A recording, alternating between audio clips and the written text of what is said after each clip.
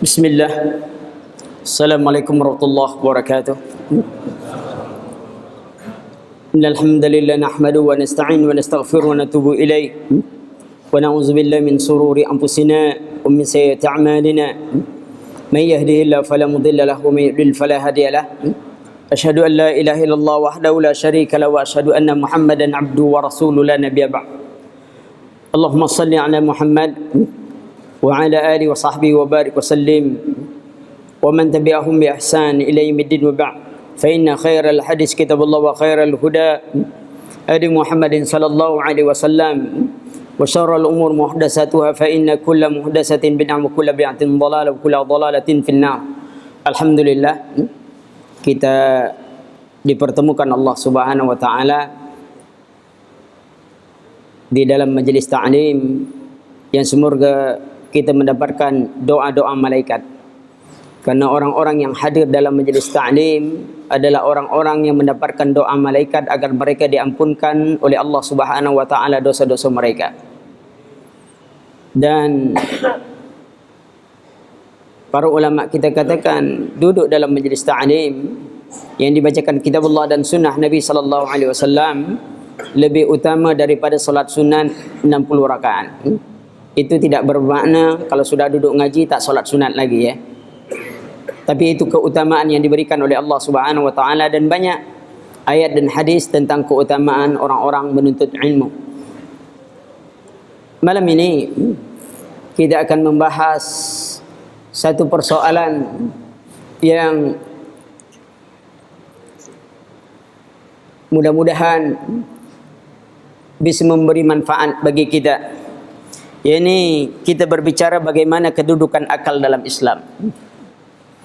Karena di zaman sekarang berapa banyaknya orang yang merasa akalnya lebih tinggi daripada syariat.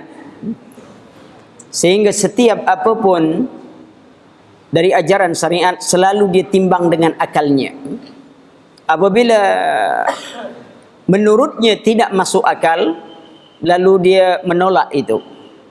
Ikhwati biddin, sebenarnya seluruh yang terjadi itu masuk akal. Hanya saja ada yang bisa dicerna oleh akal, ada yang tidak bisa dicerna oleh akal. Kesalahan manusia hari ini adalah ketika tidak bisa dicerna oleh akal, dia katakan tidak masuk akal. Itu yang sering terjadi. Angin itu ada.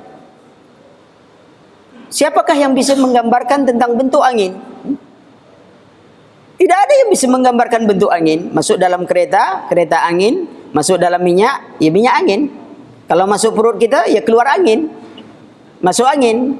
Kalau buang angin, semuanya. Tapi tidak ada satupun orang yang bisa menentukan bentuknya angin. Apakah tidak tahunya bentuk berarti tidak ada? Lihat. Kelemahan akal manusia. Sesuatu yang tidak dilihatnya dianggapnya tidak ada. Perhatikan, ini menunjukkan bahwa harus didudukkan akal. Apa itu akal? Apa itu pikiran? Karena harus dibedakan antara berpikir dengan berakal. Anak kecil berakal atau berpikir? Anak kecil berakal atau tidak? Tak ada ulama kita mengatakan dia berakal. Kalau dia sudah berakal, maka dia berdosa. Akil baligh. Anak kecil melanggar dosa, melakukan dosa, tidak solat. Berdosakah dia? Tidak. Kenapa? Dibilang belum berakal. Berpikirkah dia? Dia berpikir. Lihat perbedaan itu. Jangan disamakan berakal dengan berpikir. Orang gila tidak solat. Orang gila tidak solat. Berdosa atau tidak? Tidak. Berakalkah dia? Anak kecil kenapa tidak dikatakan gila? Padahal dia juga disebut tidak berakal. Kenapa? Orang gila berpikir atau tidak? Hah? Allah ya ikhwan. Ini dasar kita dalam memahami berakal atau tidak. Orang gila berpikir atau tidak. Yakin antum orang gila tak berpikir? Orang gila masuk rumah sakit jiwa karena gila kah atau karena bodoh? Karena gila kan? Sebab sebelum dia gila, dia pintar. Mungkin mau daftar jadi anggota dewan atau apa, pintar. Tapi setelah itu jadi gila. Berarti dia masuk rumah sakit jiwa karena gila, bukan karena bodoh. Itu dia. Orang gila kalau antum dia minta rokok, antum kasih pena, apa dia bilang? Siapa yang gila? Kita yang dibilangnya gila. Tapi kenapa orang gila ketika melanggar syariat dia tidak dihukum? Ana ingin tunjukkan kepada antum bahwa berpikir dengan berakal itu berbeda. Kita jangan terjebak sebuah kata-kata, tapi kata-kata itu menggiring kita bisa menjadi kufur. Lihat berapa banyaknya orang tanpa sadar mengeluarkan kata-kata kufur. Kita telah mengantar saudara kita pada tempat peristirahatannya terakhir. Ketika kita mengantar jenazah, kalau kita yakin bahwa kuburan tempat peristirahatan terakhir, kufurlah kita kepada hari berbangkit. Kufurlah kita. Maka itu kata-kata itu dalam bicara akal kita dudukkan dulu. Kita ini berakal atau berpikir?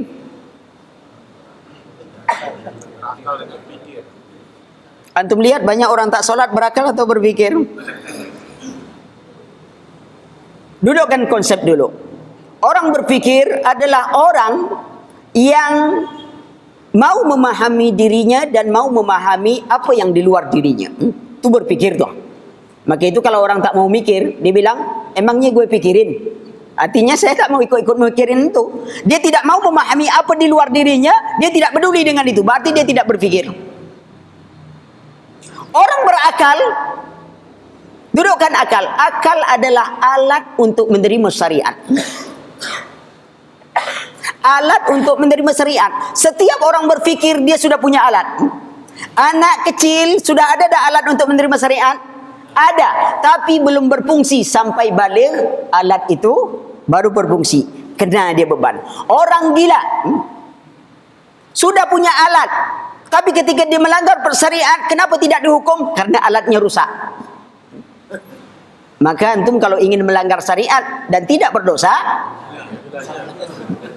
rusak alat. Orang tidur, ada dah alatnya? Ada, tapi alatnya sedang istirahat. Tengok, diangkatlah hukum ini kapan? Ketika lagi balik, ketika orang tidur, ketika orang lagi gila. Tidak ada hukuman dia. Ada orang tidur, mimpi meninggalkan sholat, tak berdosa dia. Lihat, ini baru fondasi dulu ya, biar kita lihat. Kalau antum sudah lihat ini, fungsi akal itu, kenapa saya katakan orang berakal adalah orang menggunakan fikirannya untuk taat kepada Allah Subhanahu wa taala. Allah Subhanahu wa taala berfirman, "Lau kunna nasma'u aw na'qilu ma kunna fi ashabis sa'ir." Kalau aku nasma'u mendengar, au na'qilu lalu aku taati. Orang berpikir dia mendengar apa yang ditaatinya lalu dia buktikan mendengarnya. Lau kunna nasma'u, berapa banyaknya orang mendengar azan? Au na'kilu, kami mendengar, kami taati, makunna fi ashabis sa'ir, kami tidak masuk dalam neraka sa'ir, tapi mereka dengar, mereka tidak mentaati. Kata Allah, mereka tidak berpikir. Maka itu dipenuhkanlah isi neraka jahanam dari orang-orang yang diciptakan Allah. Allah ciptakan kita, laqad khalaqnal insana fi ahsani taqwim. Kami ciptakan manusia dalam sebaik-baik bentuk. Wa ja'ala lakumus sam'a wal absar wal afidah. Kami berikan kepada mereka pendengaran dan hati. Tapi sedikit yang mensyukuri nikmat pendengaran, penglihatan, hati. Apa itu? Untuk beribadah kepada Allah Subhanahu wa taala. Ketika manusia diberi nikmat oleh Allah pendengaran, hati, penglihatan, yang Allah ciptakan mereka dengan tujuan, wa ma khalaqtul jinna wal insa illa liya'budun, tidak kuciptakan jin dan manusia kecuali untuk beribadah kepadaku. Lalu mereka tidak beribadah kepada Allah Subhanahu wa taala, Allah turunkan derajatnya pada derajat yang paling hina, summa radadnahu asfala safilin. Kami turunkan derajat mereka pada derajat yang paling hina. Wa laqad zara'nal jahannam katsiran minal jinni wal ins lahum qulubun la yafqahuna biha walau ma'ayunu liyabsiruna biha walau ma'azanu liyasma'una biha ulaika kal an'ami bal hum adall ulaika humul ghafilun. Kami penuhkan isi neraka jahanam dari golongan jin dan manusia, lahum qulubun, mereka punya hati, la yafqahuna biha, tidak mau memahami ayat Allah. Mereka punya pendengaran, tidak mendengarkan ayat Allah. Mereka punya penglihatan, tidak melihat keagungan dan kebesaran Allah Subhanahu wa taala. Ulaika kal an'am, mereka seperti binatang, bahkan mereka lebih hina dari seekor binatang. Ikhwan, Abdullah Mubarak mengibaratkan ketaatan, kepatuhan kita pada Allah, ya, kesetiaan kita pada Allah itu kadang-kadang dikalahkan kesetiaan seekor anjing pada tuannya. Anjing diseret oleh tuannya, dibagi makan dengan tulang dan makanan sisa, diikat di tepi pagar, namun dia tetap tidak mau berkhianat pada tuannya. Kita, ketika kita baru lahir, kita punya mata tidak melihat, Allah beri penglihatan, punya pendengaran, Allah beri pendengaran, punya hati tidak memahami, tidak punya kekuatan, semua Allah berikan. Ketika sudah dapat semuanya, ternyata kita tidak mau taat kepada apa yang diperintahkan Allah Subhanahu wa taala. Tidakkah dalam segi kesetiaan kita telah kalah? Maka perhatikan, malam ini kita bicara tentang akal itu sendiri. Tadi sudah saya dudukkan bahwa antara akal dan berfikir, bahwa setiap orang berfikir belum tentu disebut orang berakal. Tapi setiap orang berakal pasti dia berfikir. Maka kita jangan heran kalau kita katakan bagaimana orang-orang kufar, ahli penelitian apa semuanya, mereka berfikir tak? Berfikir. Jangan dibilang tak berfikir, mereka berfikir. Tapi berakalkah mereka? Tidak, karena tidak menggunakan pikirannya untuk taat kepada Allah Subhanahu wa taala. Maka itu Allah katakan orang peka, orang bisu, bukan apa yang pekanya. Dia tidak mau taat kepada Allah, dia dengar tapi dia tak mentaati. Seperti sebuah anekdot yang disebutkan orang, suatu ketika antara petani dengan antara sapi dengan tuannya, tiba-tiba terdengar suara azan. Lalu sapi berbicara kepada tuannya, "Bos, suara apa itu?" Bosnya dengan bangga mengatakan itu azan untuk panggilan manusia. Sapi terdiam. Setelah qomat, sapi bertanya lagi, "Bos, ini suara apa lagi?" "Itu panggilan untuk orang beriman segera untuk sholat." Sapi terdiam kembali. Setelah berjalan waktu, sore hari mereka pulang berdua. Lalu sapi berkata kepada bosnya, "Bos, kelihatan hari ini kita sama." Sama apa? Sama-sama tidak menjawab panggilan tadi. Lalu bosnya yang terdiam. Dia mendengar juga, tapi tidak ada responnya. Maka itu orang mendengar konsep mendengar Islam dengan konsep mendengar fisika berbeda. Masuknya getaran pada gendang telinga, cukup orang sebut mendengar. Tapi Islam tidak. Masuk getaran suara pada gendang telinga, harus ada reaksi dari pendengaran itu. Kalau tidak, dia disebut peka. Coba kita panggil anak kita, "Nak, tolong belikan kopi bapak." "Nanti pak." Masih main juga tuh. Panggilan kedua, mungkin sayang kita panggil, tapi sayang marah. "Sayang, tolong belikan kopi bapak." "Nanti pak." Masih main. Kira-kira panggilan ketiga apa? Peka. Karena tidak ada reaksinya. Maka Allah katakan summun bukmun yumfahum la ya'kilun. Mereka peka, bisu, tuli, dia la ya'kilun, tidak berakal. Apa? Tidak mengikuti itu. Ini dudukkan dulu supaya kita bisa tahu posisi kita sekarang, berakal atau berpikir. Insya Allah yang di dalam ini berakal semua. Insya Allah kita jadi orang berakal. Alhamdulillah, mulia orang Islam, dia berakal. Ya, karena membedakan antara kita dengan binatang itu ilmu dan keimanan. Amalan itu Allah ciptakan kita walaupun baik bentuk kita, tetapi ada yang membedakan kita. Maka itu disebutkan oleh Rasulullah, "Innallaha la yanzuru ila ajsamikum wala ila suwarikum walakin yanzuru ila qulubikum wa a'malikum." Allah tidak lihat bentuk kalian. Gagah kita tak dilihat. Coba lihat burung walet. Air liurnya berapa harganya? 20 juta 1 kilo. Air liur kita masuk sini, ada orang mau beli? Tak ada kan orang beli? Tak ada harga kita. Coba antum bandingkan kopi luwak dengan kopi awak, kata orang Padang. Kopi awak tu kopi yang kita telan lalu kita keluarkan. Dibanding dengan kopi luwak, harga yang mana yang dinilai orang? Tak ada nilai kita, akhi, kecuali iman itu dan amalan kita. Tak ada harga kita. Kita bekerja bertahun-tahun dengan toke besar, tapi toke tak pernah buatkan kita rumah. Burung walet baru saja lewat, besok rumahnya sudah jadi. Allah. Lalu kita mau mengandalkan apa lagi di hadapan Allah? Tidak ada kecuali iman kita. Malam ini kita baru berbicara tentang akal. Baik. Tadi hubungan akal. Nah, Islam adalah agama yang sempurna. Islam sangat melarang umatnya merusak akalnya. Karena itu Islam sangat mengagungkan akal. Nah, bagaimana pemanfaatan akal? Bagaimana Islam memandang akal itu? Ya, bagaimana akal itu harus dimanfaatkan? Pertama, Al-Quran mengarahkan manusia untuk memikirkan dan menerima syariat. Allah Subhanahu wa taala katakan, "Walakum fil qisasi hayatun ya ulil albab la'allakum tattaqun." Dan dalam kisos itu, ya, ada jaminan kelangsungan hidup bagimu wahai orang-orang yang berakal supaya kamu bertakwa. Dalam kisos hukum apa? Allah katakan ada kehidupan. Coba pikirkan, biasanya orang kalau membunuh lalu dihukum biasa saja, dia keluar jadi pembunuh lagi dia. Tapi kalau orang sudah membunuh lalu dia dihukum lagi bunuh, bagaimana dia mau membunuh lagi? Dia sudah mati. Lihat keadaan.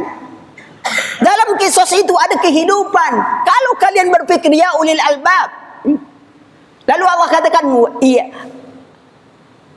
Di ayat lain Allah katakan, seperti memikirkan tentang ayat-ayat Allah Subhanahu wa taala. Seperti umpamanya Allah katakan, ya ayyuhallazina amanu idza nudiya lis-shalah min yaumil jum'ah. Wahai orang-orang yang beriman, apabila diseru kepadamu untuk menunaikan salat pada hari Jumat, maka bersegeralah kalian. Bersegera kalian menuju, kita disuruh. Kenapa Allah suruh bersegera kita? Lihat salat. Allah katakan wasta'inu bis sabri was salat. Minta tolong kepada Allah dengan sabar dan salat. Sabar amalan hati, salat amalan jawarih, jasmani kita. Minta tolong kepada Allah dengan beribadah kepada Allah. Karena kalau kita sudah beribadah pada Allah, Allah cinta pada kita. Kalau Allah cinta pada kita, Allah akan menolong kita. Kalau kita hanya minta pada Allah, Allah beri permintaan kita, tapi Allah tidak cinta pada kita. Iblis minta tak pada Allah? Ketika Allah Subhanahu wa taala mengatakan wa isqala rabbuka lil malaikati isjudu li adam fasajadu illa iblis. Ingatlah ketika kami perintahkan seluruh malaikat untuk sujud, seluruh malaikat sujud kecuali iblis. Apa sebab iblis ingkar? Disebutkan Allah Subhanahu wa taala dalam surah Al-A'raf ayat 12. Allah Subhanahu wa taala katakan, qala ma mana'aka alla tasjuda is amartu. Apa yang menghalangi engkau untuk sujud ketika aku perintahkan engkau untuk sujud? Apa kata iblis? Qala ana khairu minhu khalaqtani min nar wa khalaqtahu min tin. Aku lebih baik daripada Adam, kau ciptakan aku dari api, Adam kau ciptakan dari tanah. Apa pelajaran jawaban iblis ini?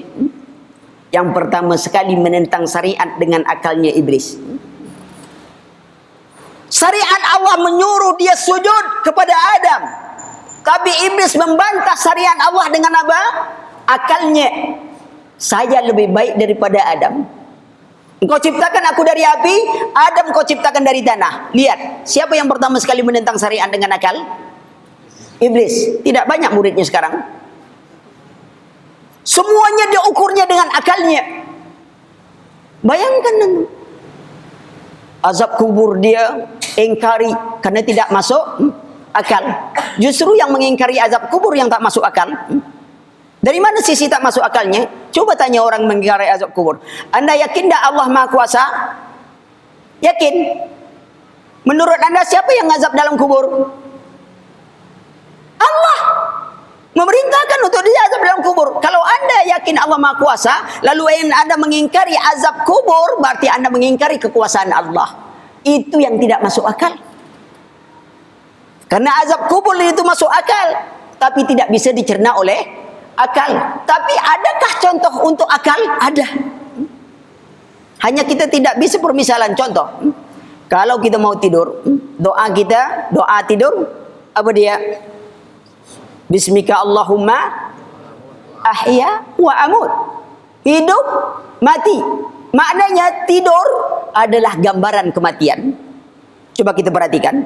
Si A mimpi pulang kampung, disambut dengan naik pesawat, disambut dengan permaidani, lalu turun dari pesawat, disambut oleh orang-orang yang ia cintai, disediakan makanan. Kira-kira bagaimana waktu dia tidur? Senyum atau tidak? Dia tidur dengan senyum. Si B tidur dekat si A juga, mimpi pulang kampung, tapi pesawat penuh, akhirnya dia bergantung. Ya. Sampai di sini dijatuhkan, masuk ke sungai. Sampai di sungai dikejar buaya, berenang ke tepi, naik ke kampung, masuk ke hutan, dikejar harimau, lari ke kampung, digebuk orang sekampung. Kira-kira bagaimana tidurnya? Hah? Menyesal dia tidur kalau tahu gitu. Maka itu saya katakan juga, tidur bukan istirahat. Karena istirahat itu berpindah dari satu pekerjaan ke pekerjaan lain. Orang yang mimpi menakutkan tadi, kalau betul tidur istirahat, saya yakin dia menyesal tidur tuh. Yakin saya. Kalau tahu saya tak mau tidur tadi, kata dia. Anda kejar harimau buat kerja.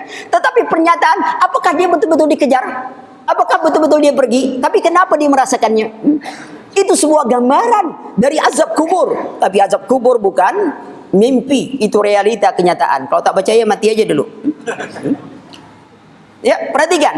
Ya, nah, diarahkan untuk memikirkan tentang syariat, kesempurnaan syariat kita ini. Kenapa orang kita dilarang makan babi, umpamanya? Hah? Apa sebab dilarang makan babi?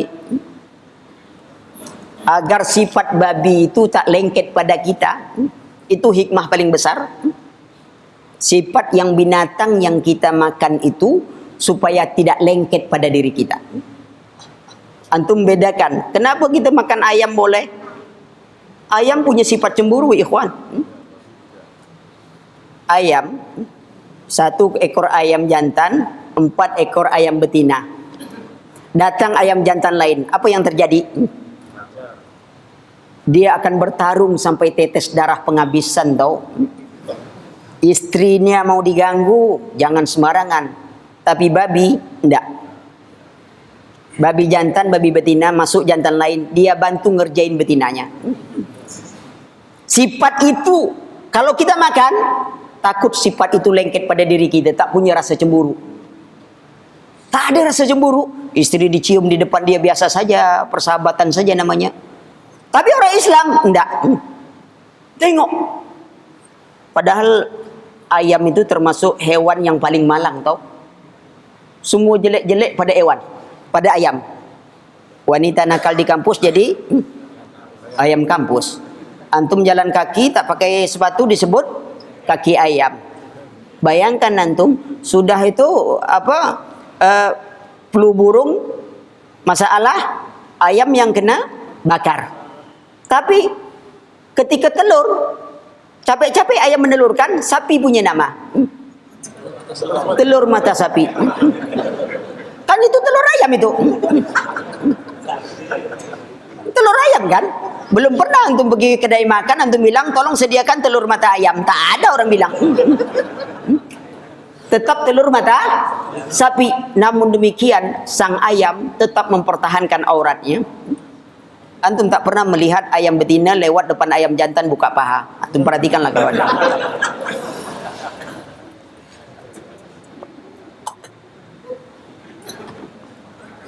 Pernah? Tak ada kan?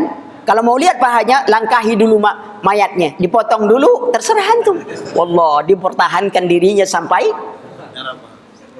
Allah, ikhwan. Menakjubkan sebenarnya. Keajaiban makhluk. Imam Ibnu Qayyim punya satu kitab yang judulnya Ajaibul Makhluk, keajaiban makhluk. Sangat menarik sekali. Tapi kita tidak bicara tentang keajaiban makhluk. Perhatikan, kita pikirkan. Kedua, ya, kenapa diarahkan untuk memanfaatkan akal itu agar kita mengenal kelemahan kita. Kelemahan akal. Ya, akal ini lemah. Kita tidak bisa membuat semisal Al-Quran. Bagaimana lemahnya akal manusia tadi. Perhatikan, seperti saya katakan tadi, akal tidak bisa menjangkau angin tadi. Suatu ketika, maka itu akal itu diseterangi dengan ilmu, dia akan ini. Karena iblis itu lebih takut dengan orang berilmu daripada ahli ibadah. Suatu ketika, antek iblis datang kepada ahli ibadah. Anteknya berkata kepada ahli ibadah, engkau rajin ibadah, apakah engkau yakin Allah Maha Kuasa? Lalu jawab ahli ibadah, yakin, sangat yakin Allah Maha Kuasa. Kalau Allah Maha Kuasa, mampukah Allah memasukkan langit, bumi dan semua isinya dalam sebutir telur? Langit, bumi dan seluruh isinya dimasukkan dalam sebutir telur, mampukah? Ahli ibadah bilang, tidak bisa. Kufurlah dia. Lalu dia mendatangi ahli ilmu, tulabul ilmi, pelajar yang belajar ilmu. Dia tanyakan juga dengan pertanyaan sama, yakinkah engkau bahwa Allah Maha Kuasa? Kalau Allah Maha Kuasa, mampu tak dia memasukkan langit, bumi dan segala isinya ke dalam sebutir telur? Tulabul ilmi katakan, lebih dari itu Allah mampu. Yang bertanya mengatakan, dari mana dalilnya? Iza arada syai'an ayyakulu lahu kun fayakun. Kalau Allah mengendaki sesuatu, jadi, maka jadilah dia. Namanya orang kufar, namanya zindik, tak mau kalah. Kalau Allah katakan sekali jadi, kenapa Allah ciptakan langit dan bumi dalam 6 masa? Kenapa tidak sekali jadi? Kata tulabul ilmi, Allah menginginkan langit dan bumi jadi dalam 6 masa. Jadilah dalam 6 masa. Tidak ada pertentangan. Karena Allah ingin menjadikan langit dan bumi dalam 6 masa, jadi langit dan bumi dalam 6 masa. Tidak ada yang bertentangan. Kalau bertentangan berarti akalmu yang rusak. Coba kalau jadi itu menurut kita. Orang nikah pagi, berkumpul malam, besoknya lahir anaknya, langsung jenggotan. Geger tak dunia? Geger dunia.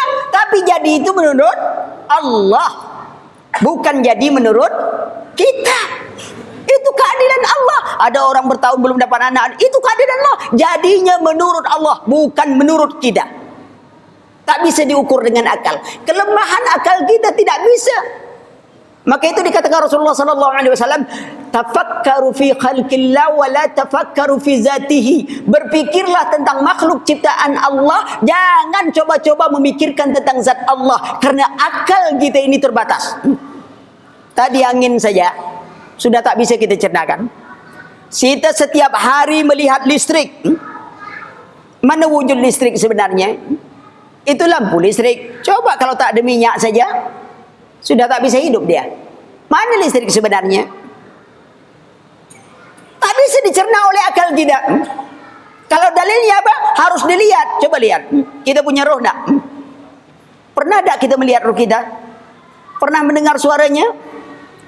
Pernah mencium baunya? Pernah berbicara dengannya? Lalu dari mana anda mengetahui anda punya roh? Anda tidak pernah melihatnya? Tidak pernah mendengarnya? Tidak pernah berbicara dengannya, tidak pernah mencium baunya. Lalu dari mana anda mengetahui anda punya roh? Akal tak bisa mencerna. Perhatikan, maka kelemahan akal. Jadi ketika untuk manfaatkan akal, kita harus tahu bagaimana kelemahan akal agar kita tidak tidak melampaui batas akal itu. Islam tidak ada doktrin. Kalau dikatakan Rasulullah berpikir tentang makhluk Allah, itu bukan doktrin. Kalau doktrin itu ajarannya itu tak benar, tapi harus diterima sebagai sebuah kebenaran. Sedangkan disebutkan Rasulullah itu bukan doktrin. Apa itu? Batasan akal kita. Tak bisa akal kita mencerna, ikhwan. Sedangkan di dunia ini saja tidak bisa kita mencerna. Banyak perkara di dunia tidak bisa kita cerna. Dalam sebuah penelitian dikatakan bahwa telur ayam kalau mau menetas, itu dalam cangkangnya itu anak ayam mau keluar itu ada semacam tanduk, sehingga dia bisa memecahnya. Tapi begitu dilihat tak ada. Banyak penelitian tak bisa dipecahkan oleh orang. Akan tetapi Dengan kita memahami syariat, kedudukan kita, bahwa akal kita itu sangat terbatas. Allah berikan kita akal bukan untuk mengotak-ngatik syariat. Allah beri kita akal untuk menerima syariat, lalu berfikir bagaimana cara menjalankan syariat. Itu dia gunanya. Bukan ngotak-ngatik. Maka itu dunia pengetahuan dulu berkembang. Kenapa? Karena orang Islam menerima syariat, lalu mereka berfikir bagaimana memudahkan mereka mengamalkan syariat. Muncullah penemuan-penemuan. Hari ini apa? Akal digunakan orang untuk apa? Untuk mengotak-ngatik syariat. Sampai-sampai ada mengatakan ini. Ada yang mengatakan bahwasanya babi itu yang haram cuma dagingnya. Kenapa? Karena dalam Quran disebutkan, huriman alaikumul maitatu walahmul khinzir. Daging babi. Tengok bahasa Al-Quran. Disebut satu sebenarnya untuk seluruhnya. Tak mungkin ada babi hanya punya daging saja berjalan, tak ada tulang, tak ada kulit. Tak mungkin. Karena sebut daging, di situ melekat tulangnya, di situ melekat kulitnya. Cukup disebut babi dagingnya saja, sudah mewakili seluruhnya. Tak perlu disebut satu-satu. Tulangnya, sumsumnya, semua ini banyak betul. Ya. Itu bukan kitab suci namanya. Ya. Lihat. Seperti Allah katakan, wadrib lahum masalan ashabal qaryati isja'ahal mursalun. Beri mereka contoh sebuah negeri ketika Rasul datang kepada mereka, kepada penduduk negeri itu. Tak perlu Allah ceritakan dia datang rumah sebulan, datang rumah sebulan, datang rumah sebulan. Tak perlu. Berapa tebalnya itu Quran? Lihat, cukup disebutkan satu mewakili seluruhnya. Lihat, ini perlu dipahami, keterbatasan akal. Akal kita sangat terbatas. Maka itu syariat kita membatasi. Karena akal yang diberikan Allah untuk menerima syariat. Naik haji wajib bagi yang mampu. Terima kita. Lalu kita dengan akal yang diberikan Allah juga, kita mencari jalan bagaimana mudah naik haji. Kita cari dana besar-besar, bisa naik dengan pesawat. Kita tak perlu mencari guru yang bisa solat 2 tempat. Tak perlu. Sebab kalau saya punya ilmu macam itu, saya buka travel, Pak. Saya pegang aja semuanya, langsung sampai ke Mekah. Iya, musim haji. Begitu mau pulang, pegang lagi, sampai lagi pulang ke Bali. Bayaran murah. Tapi tak ada orang punya ilmu macam itu. Kan enak kita pakai travel macam itu. Tak pakai paspor, tak pakai ini. Ya. Sudah selesai tawaf semuanya, pegang lagi. Sebab dia bisa sholat 2 tempat. Kan mudah aja. Tapi itu kan cerita. Dari mana sholat 2 tempat? Orang kita sholat Jumat sini, sana baru jam 8. Sholat apa di sana? Orang beda 4 jam. Kalau beda dengan sini berapa jam? 6 jam. 5 jam. Sholat apa namanya? Maka itu khayal. Ya. Perhatikan. Ya. Nah, diarahkan berpikir kemudian agar kita mengetahui sesungguhnya kelemahan diri kita. Kemudian akal juga diarahkan untuk memikir umat-umat yang terdahulu. Awalam yasiru fil ardi falyanzuru kaifa kana akibatul mukazzibin. Kenapa kau tidak berjalan di muka bumi lalu engkau melihat bagaimana akibat orang-orang yang mengingkari Allah? Untuk pelajaran, banyak orang yang belajar sejarah tapi tidak mengambil pelajaran dari sejarah. Orang Yahudi, Pak, ya, dia gali itu, para ahli arkeolog, dia gali itu mumi Fir'aun. Dia tahu itu Fir'aun, dia tahu itu Ramses, dia tahu sejarahnya, tapi perangainya tetap juga seperti Fir'aun, tak berubah-ubah. Lihat, dia belajar sejarah tapi tidak mengambil pelajaran dari sejarah. Harusnya kita bisa mengambil pelajaran dari sejarah. Lihat, disuruh mengambil, lihat umat terdahulu bagaimana mereka diazab oleh Allah Subhanahu wa taala. Maka kalau kita perhatikan, Pak, seluruh azab orang dahulu ada zaman sekarang. Banjir bandang, guntur, petir. Tapi azab orang sekarang zaman dulu tak ada. Seperti apa? Direndam lumpur. Tak ada zaman dulu direndam lumpur atau ditimpa sampah. Tak ada, zaman dulu tak ada. Hari ini lengkap semuanya. Semua musibah itu datang, tapi akibat apa? Akibat ulah kita sendiri. Zaharil fasadu fil barri wal bahri bima kasabat aydin nas. Telah nyata kerusakan di langit dan bumi ini akibat ulah manusia. Ulah manusia yang pertama adalah asyirku billah. Syirik kepada Allah. Itulah petaka yang paling besar. Mengundang malapetaka. Melakukan bid'ah. Sudah itu riba merajalela. Lihat umat Islam hari ini, apa yang terjadi? Banyak tak punya kekuatan, seperti buih banjir. Dalam sebuah riwayat Al-Imam Darimi mengatakan, dalam sebuah hadis diriwayatkan oleh Imam Darimi, di mana Rasulullah sallallahu alaihi wasallam mengatakan, yusiku an tada'a alaikumul umam kama tada'a al-kalatu ila qasahati aqila aw min qillatin nahnu yawma idzin ya Rasulullah qalban innakum yawma idzin katsirun walakinnakum usa'un ka usa'is sail wa qad yaghzifallahu fi qulubi aduwikum al-mahabatu lakum wa la yaghzifanna fi qulubikum al-wahad. Qal wa mal wahyun ya Rasulullah? Qal humud dunya wa karahiyatul maut. Akan datang suatu masa menimpa kalian umat Islam, kalian diperebutkan oleh musuh kalian dari segala penjuru, sebagaimana orang yang kelaparan memperebutkan sepotong daging di atas meja makan, tercabik sepotong daging. Ya Rasulullah, apakah waktu itu kami sedikit? Rasulullah katakan, tidak, pada waktu itu kalian sangat banyak, tapi seperti buih banjir. Kalau buih lautan itu banyak, tak punya kekuatan, tapi dia tak bawa kotoran. Tapi buih banjir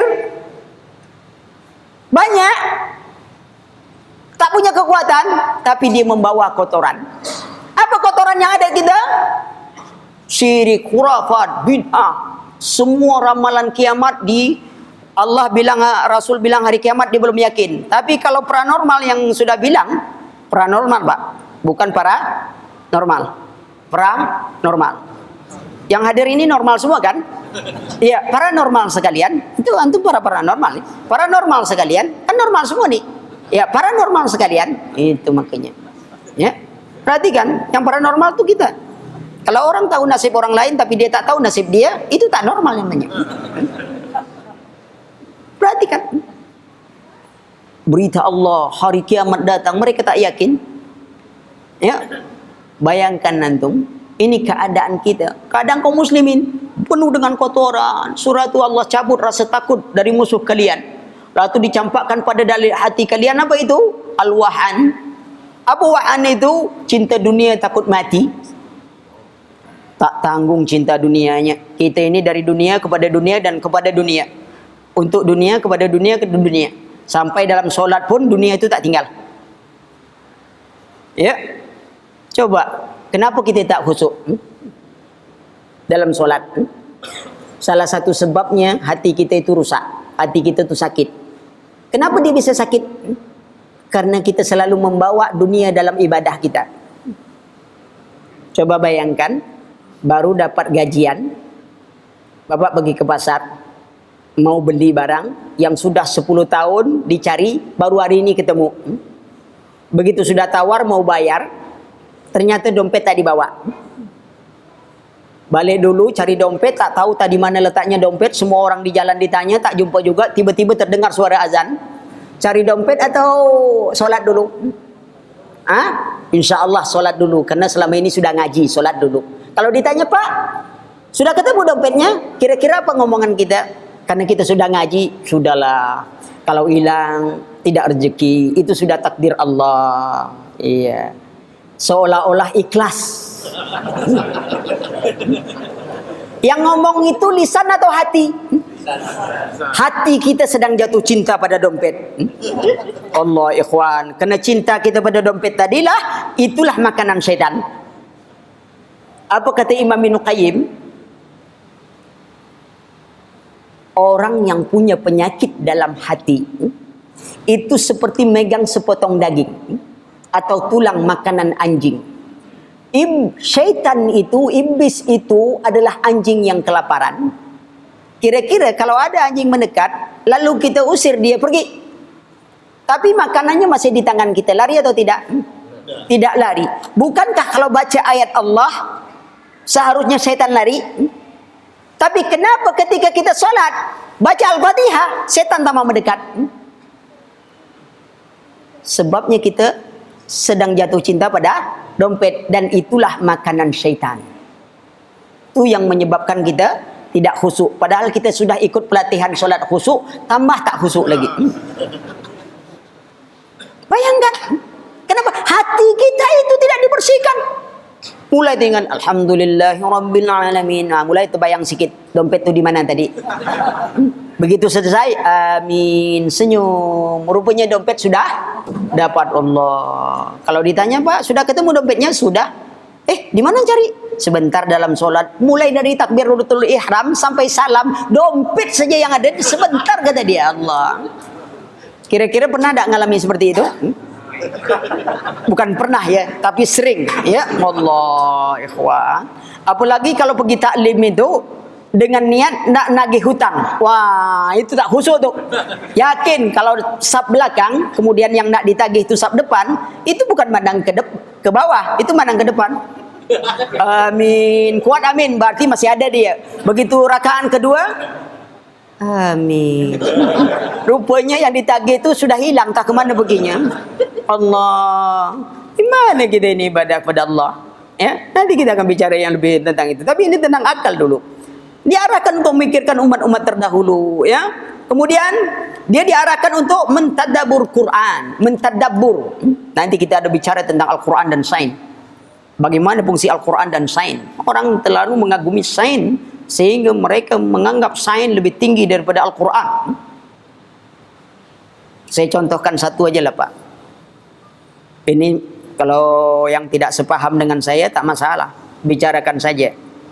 Dunia pengetahuan modern mengakui tak matahari itu berputar? Dunia pengetahuan modern sekarang mengakui matahari itu bergerak, ikhwan. Kalau antum tidak mengakui, berarti antum kembali zaman kuno. Dunia pengetahuan modern mengakui bahwa matahari bergerak, tapi mereka tidak mengakui bahwa matahari mengelilingi bumi. Itu yang dia tidak mau mengakui. Sebab kalau dia mengakui itu, berarti dia dari Al-Quran. Tapi baik kita bertanyakan, anggap kita meyakini bumi mengelilingi matahari. Bumi juga memiliki berputar pada porosnya dan mengelilingi matahari. Sekarang, kalau matahari itu bergerak mengelilingi galaksinya dengan kecepatan 720.000 km per jam, berarti bumi juga harus bergerak mengikuti matahari 270.000 per jam. Pertanyaannya, berapa gerakan bumi? 3. Pada porosnya. Sudah itu apa lagi? Berputar mengelilingi matahari. Yang ketiga, mengikuti matahari, mengelilingi galaksinya. Pertanyaan berikutnya, kenapa pesawat bisa balik ke bumi? Kecepatan bumi bergerak 720.000 km per jam. Pesawat yang tercepat paling-paling hanya 10.000 km per jam. Lalu dia lepas luar angkasa, dia ke arah timur, bumi ke barat. Dapat tak pulang? Takkan bisa pulang. Antum yang ahli sains silakan selesaikan urusan ini. Anda tak bening memikirkan kayak gitu. Tapi itu pertanyaan. Coba. Dengan kecepatan mengikuti matahari, nyatanya pesawat olang-alik bisa balik juga, semua bisa balik juga. Itu dia. Kalau tidak, dia harus ikut ini, sebab dia keluar dari atmosfer. Tak mungkin dia bisa balik lagi. Orang bumi bergeraknya demikian cepat, sedangkan dia 10 tertinggal terus, tak bisa balik-balik. Namun ternyata katanya Neil Armstrong balik juga, kata dia. Lihat, ini satu gambaran. Ya, kenapa gambaran itu dibuat? Sholat jam berapa? Hah? 1 menit habiskan aja ini. Sudah. Subhanakallahumma wa bihamdika asyhadu an la ilaha illa anta astaghfiruka wa atubu ilaik. Wassalamualaikum warahmatullahi wabarakatuh. Terserah mau lanjut jadi, tak mau lanjut alhamdulillah. Bismillah. Salatu wassalamu ala Rasulillah wa ala alihi wa sahbihi wa barik wa sallim wa man tabi'ahum bi ihsan ila yaumiddin wa ba'd. Kita lanjutkan sedikit ikhwan. Karena ini materi malam, insyaallah antum bisa lihat aja di internet masalah materi akal. Karena kajian materi akal ini dulu sudah kita bahas waktu anak di Padang berdua Dr. Ali Misri membahas dia anak materi akal dia tentang yang lain. Tapi itu sudah ada di internet. Ya, sekitar 3 atau 4 jam, saya tak tahu waktu itu. Ya. Tapi ini dalam waktu kita yang singkat ini, maka tadi ana tidak terlalu urut materi kita. Kalau antum ingin yang panjang-panjangnya, silakan di internet, silakan sudah ada di, saya tak tahu siapa menguploadnya keluar. Ya. Cuman saya sebenarnya tak terbiasa dengan kamera ini ya. Nah, sebab tak terbiasa masuk TV. Nah, sebab kalau sudah biasa masuk TV, tak mau keluar TV, TV jadi pecah nanti. Ya. Tadi anda sudah kasih tahu mereka bahwasanya yang direkam-rekam dan disiarkan itu bukan kelas-kelas sana lah. Ya, ada ustadz-ustadz yang apa silakan. Kalau untuk anak untuk dokumentasi saja tak masalah. Ya, karena kelasnya agak beda. Ya, kita kelas kampung beda dengan kondang, kan beda-beda. Kandang dengan kondang agak beda-beda sedikit, ikhwan. Kalau ustaz-ustaz yang kondang ya mungkin, kalau yang kandang-kandang kayak kita ini jangan, bahaya nanti salah kajian orang. Ya, ya moga bermanfaat lah. Ya. Baik, kita akan lanjutkan sedikit bahwasanya secara ringkas tadi saya katakan bahwasanya fungsi akal yang diberikan Allah kepada kita adalah untuk menerima syariat. Lalu mencari jalan bagaimana kita bisa mengamalkan syariat. Bukan untuk mengotak-ngatik syariat. Lalu kita katakan tadi bahwasanya yang pertama sekali yang membantah syariat dengan akalnya itu ada iblis. Maka kita tengok saja banyak muridnya sekarang. Ya. Sedikit dalil akal, sedikit dalil akal. Ya. Suatu ketika ya, apalagi orang akal ini biasanya sangat bangga dengan filsafatnya. Sehingga kita punya teori juga, teori filsafat yang kita sebut dengan filsafat kentut. Ya. Karena biasanya orang-orang filsafat sangat bangga dengan akalnya. Suatu ketika mereka mengatakan bahwa akal mereka lebih tinggi dibandingkan orang-orang rasionalisme, dibanding orang-orang yang pakai hadis. Ketika kita mengatakan qala Allah, qala Rasulullah, qala Allah, qala Rasulullah, lalu mereka katakan kalau gitu kita tidak ada titik temu. Kenapa? Anda orang hadis sementara saya orang rasionalis. Saya katakan, apa menurut Anda orang yang pakai hadis tak pakai otak? Justru dia pakai hadis karena dia punya otak. Ya, dia punya akal. Karena akalnya sehat, maka dia mendahulukan qala Allah dan qala Rasulullah sallallahu alaihi wasallam. Itu akalnya sehat. Logikanya bagaimana? Karena akal manusia itu sangat kecil. Kalau diukur akal kita itu, kekuatannya dibanding dengan syariat, akal itu tidak akan bisa menjangkau batas buang angin. Antum sudah beruduk, tiba-tiba buang angin. Antum mau sholat, apa yang dicuci? Apa yang dicuci? Anggota wudhu atau tempat buang angin? Menurut akal, apa hubungan muka antum dengan buang angin itu? Tak ada hubungan yaki. Kenapa antum tak cebok saja begitu langsung antum sholat? Lihat. Lalu kita katakan kepada mereka, kalau masalah buang angin saja, akalmu harus tunduk pada syariat. Lalu bagaimana dengan masalah dunia yang demikian besar, antum mengandalkan akal? Bukankah Allah sudah sebutkan, wa in tanazatum fi syai'in farudduhu ila Allah. Kalau kalian berbeda pendapat tentang sesuatu, kembali kepada Allah dan Rasulnya. Lalu engkau katakan, kembali pada akal. Lihat, akal tak bisa melampaui masalah buang angin. Sebab kalau antum dalam masalah buang angin itu antum dahulukan akal, orang bilang apa? Gila. Mana yang lebih gila? Lihat, kalau ada sebuah masalah, ada pohon besar, ikhwan, pohon besar. Pohon besar itu disuruh seorang menebang pohon yang sangat besar. Di situ ada kapak, ya, di situ ada senso. Lalu kata si A, kita pakai senso biar cepat urusan. Tapi kata si B, Apa guna tenaga yang dibagikan Allah? Kita pakai saja kapak.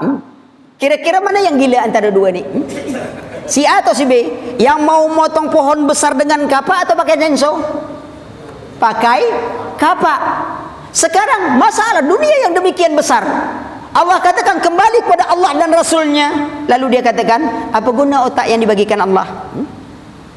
Mana yang lebih gila? Lebih gila yang mau kembali kepada otaknya, nunjukkan dia tak punya otak.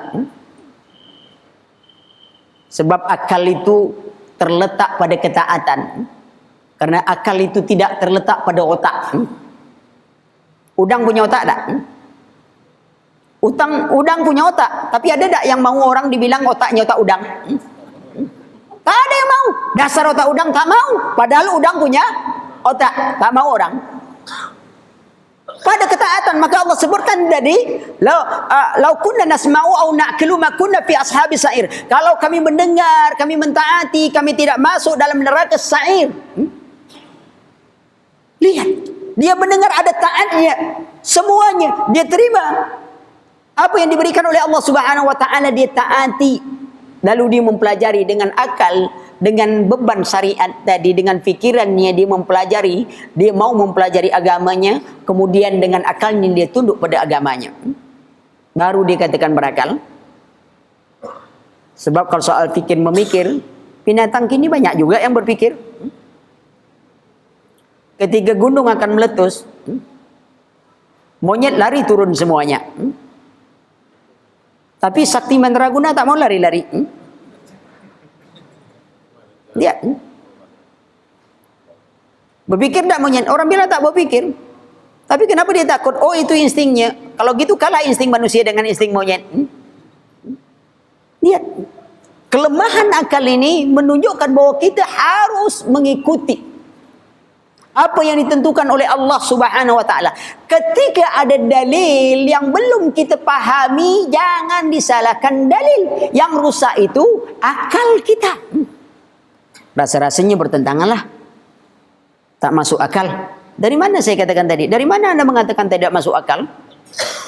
Apa saja semua masalah dunia ini masuk akal.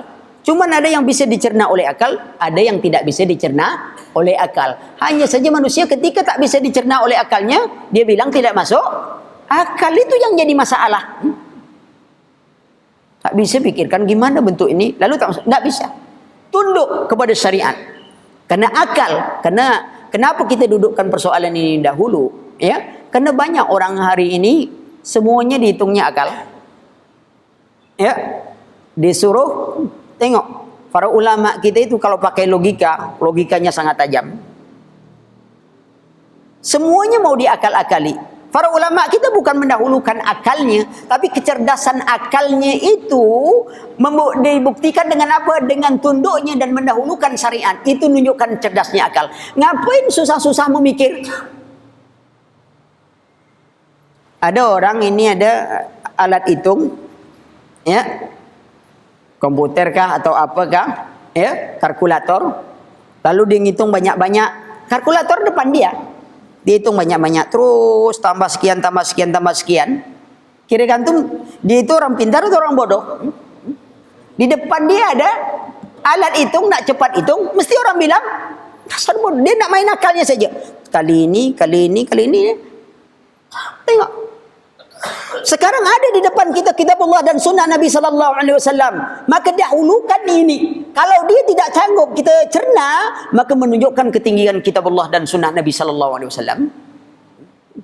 Ketika Rasulullah katakan, apabila di dalam gelasmu masuk seekor lalat, celupkan.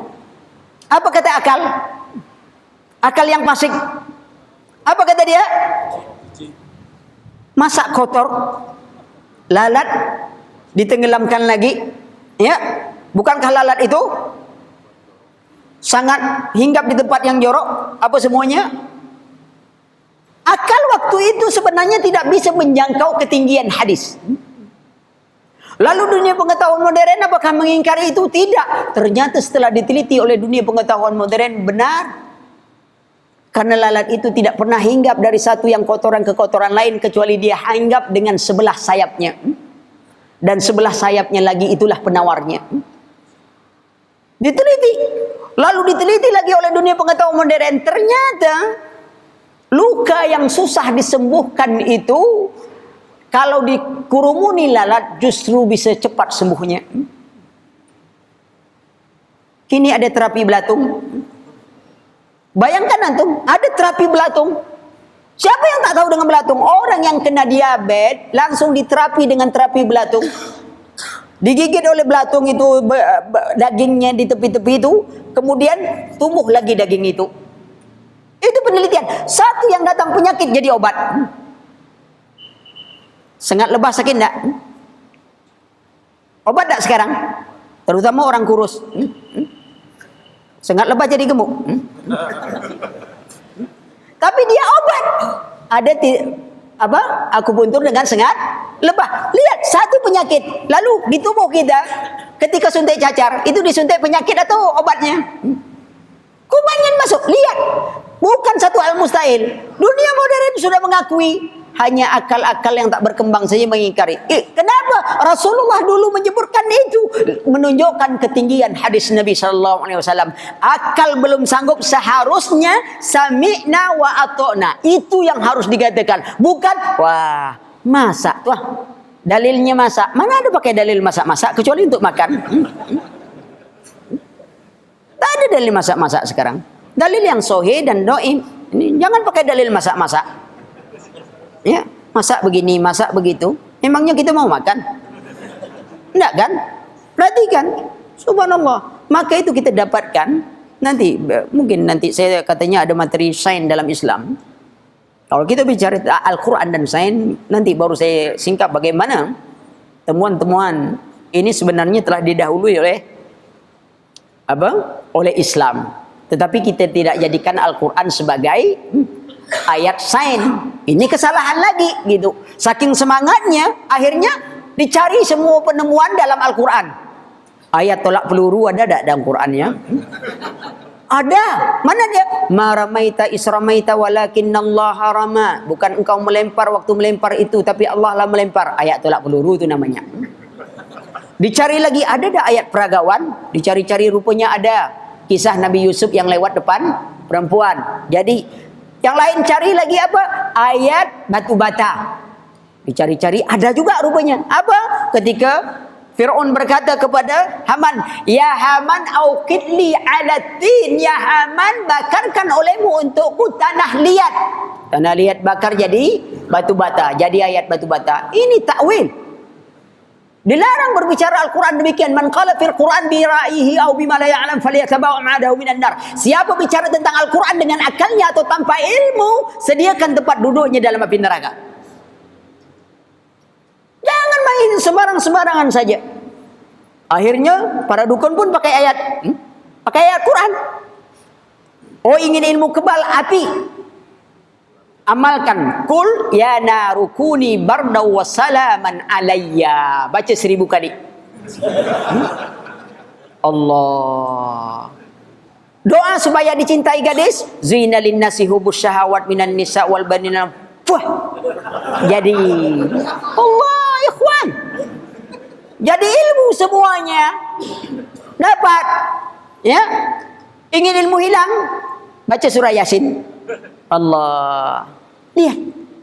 Akhirnya orang gunakan Al-Quran. Ada ilmu sihir hitam, ada ilmu sihir putih. Mana lebih kuat hitam dengan putih? Kuat putih. Kenapa? Karena setan lebih mudah menipu orang dengan yang putih. Pelajari ilmu. Maka itu akal dilarang untuk dirusak. Dilarang minum khamar agar kita tidak merusak akal. Dilarang mempelajari sesuatu ya yang tidak sesuai dengan akal kita, itu bisa merusaknya. Orang belajar ilmu gaib semuanya itu bisa merusak otaknya. Belajar filsafat merusak otaknya. Apa orang filsafat bilang? Ya. Kan buat orang gila filsafat itu sekali pikir benar, 2 kali pikir salah, 3 kali pikir gila. Tanya kuping pada orang filsafat, di mana telinga? Bukan di sini. Sini ya. Apa kata Aristoteles? Kalau kalian ingin menerima kebenaran yang paling benar, buanglah kebenaran yang ada, masuklah dengan keraguan, mulailah mencari.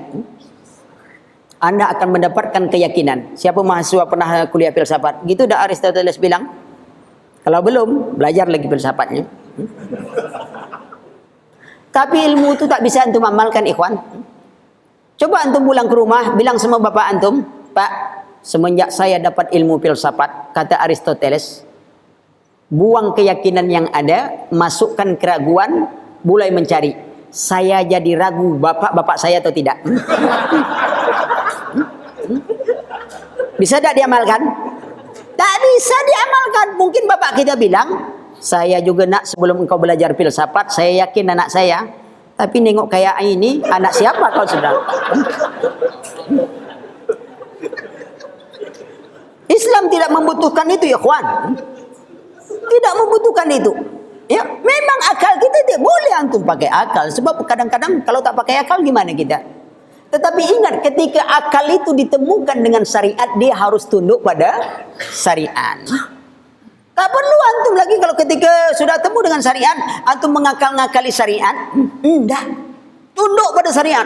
Karena ketinggian syariat itu, dalam hal dunia ini bisa saja antum akal-akali. Karena dalam syariat Allah itu, dalam perkara yang gaib, tak masuk akal kita. Tak masuk. Ikhwan, tidak semua di alam ini harus kita selesaikan dengan akal. Kadangkala urusan dunia saja kita tidak main akal lagi. Saya contohkan. Kita baru beli mobil, baru sebulan bawa mobil. Tiba-tiba tak bisa lagi starter. Lalu kita bawa ke bengkel, mau servis. Apa kata bengkel servis? Pak, pompa bensinnya masalah. Kita dengan sombong dan bangga pada kebodohan kita katakan, saya tak pernah main pompa, saya cuma main starter aja gini, tak pernah saya mainkan pompa bensinnya, kata dia. Di mana pompanya? Tak ada. Apa pula hubungannya gini? Apa kata tukang servis?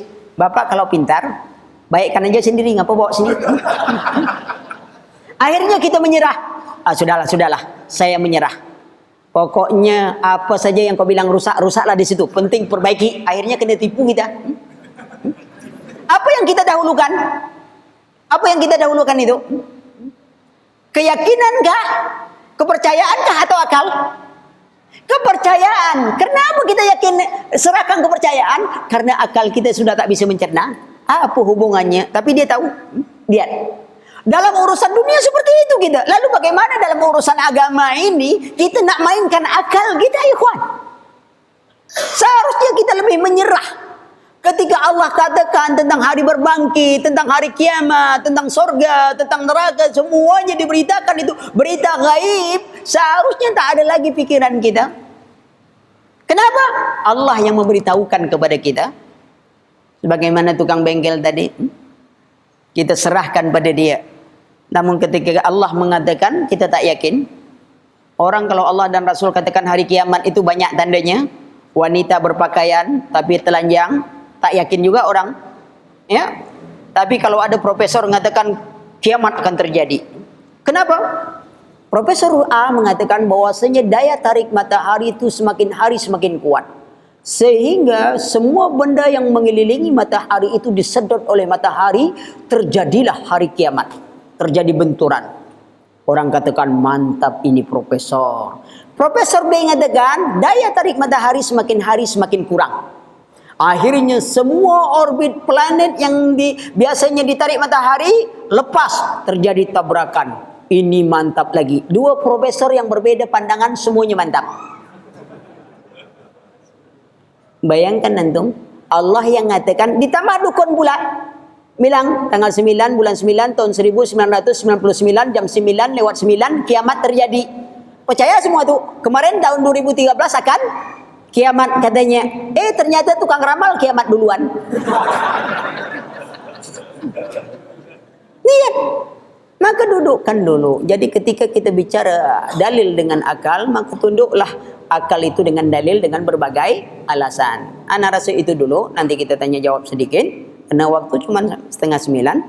Tapi insya Allah rasanya di internet katanya sudah ada tentang masalah akal ketika Anda membahasnya di Padang.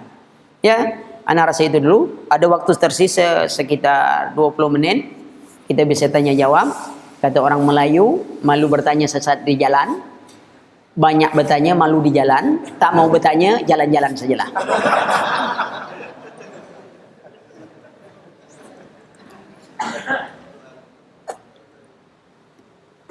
Ada pertanyaan? Itu kata orang Melayu. Tapi kata Imam Ghazali, orang yang paling bodoh adalah orang yang tak tahu apa dia tak tahu. Tak bertanya pun tak tahu. Itu bukan kata anak tuh. Imam Ghazali bilang tuh. Jangan anak dibilang. Yang tak bertanya pun dia tak tahu. Ya, tapi ingat. Sebenarnya bertanya pun harus ada etika. Bertanya yang bermanfaat lah. Artinya kadang-kadang ada pertanyaan, Ustaz, kalau kita di surga, kalau kita di surga, bagaimana keadaan kita? Tentu jawabannya, apa yang antum yakin untuk masuk surga? Sehingga pertanyaan antum, kalau kita di surga, kenapa tidak bertanya bagaimana cara masuk surga? Jangan antum bicara kalau kita di surga, yakin betul antum kayak masuk surga. Ada lagi yang bertanya, yang aneh, Ustaz, kalau kita di bulan, kiblatnya di mana? Ana bilang, antum ke bulan dulu, nanti telepon Ana, baru Ana kasih tahu. Kan pertanyaan aneh-aneh aja. Yang tak bakalan dia ke bulan, dia tanya dia ke bulan. Tentu jawabannya seperti itu. Ya, jadi pertanyaan bagus ini. Biasanya ustaz-ustaz lebih baik jangan ditanya lewat SMS. Sebab saya pernah ditanya ikhwan, Ustaz ada 3 pertanyaan. Ini, tolong jawab dengan singkat, padat, dengan sarahnya. Ana jawab Allahu a'lam. Singkat, padat, Allahu a'lam. Selesai jawaban. Silakan ada pertanyaan. Sebelum Anda bertanya.